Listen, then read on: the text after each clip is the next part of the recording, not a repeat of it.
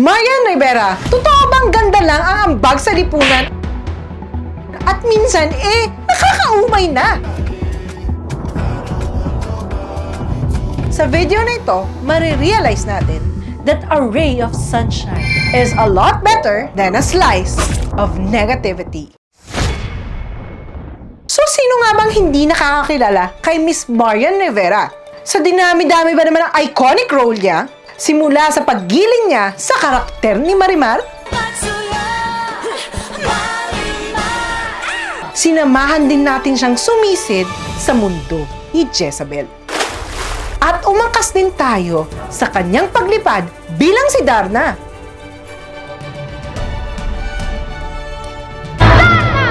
At tayo'y nabighani sa kanyang ganda at sa galing sa pag-arte. Isa siya sa most likable faces sa TV. Pero ang kanyang angking kagandahan at natamong kasikatan ay hindi pa rin nakaiwas sa ilang-ilang kontrobersya. Tulad ng, hindi ba nabash na siya minsan sa pag-English daw niya ng wrong grammar? Hindi lang sa kanya nangyari yan, kahit sa akin nangyayari din yan.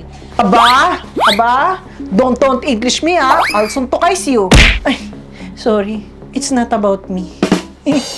Tsaka alam mo ba, sinabihan siya na may bad attitude daw siya on set. At ngayon naman, ang kanyang viral TikTok dance ay nagkakaroon naman ng negative comments. Ang mga negatron talaga.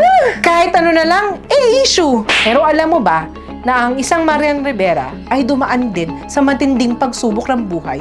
Una at ang pinakamalupit na nangyari sa buhay niya, naghiwalay ang magulang niya nung 2 years old lang siya. Imagine, in such a young age, that unfortunate thing happened to her. Kaya dahil dito, napagpasyahan nilang umuwi from Spain pauwing Pilipinas.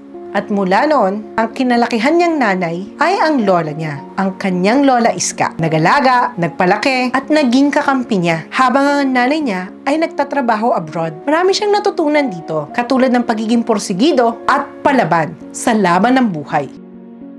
So ito na nga mga kapitbahay, a friendly reminder that the world needs a dash of sunshine.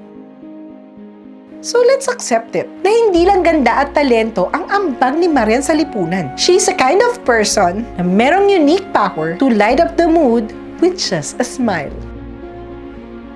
A smile that is so powerful na umani nga ng 100 million views. And probably, 100 million people smiled because of her.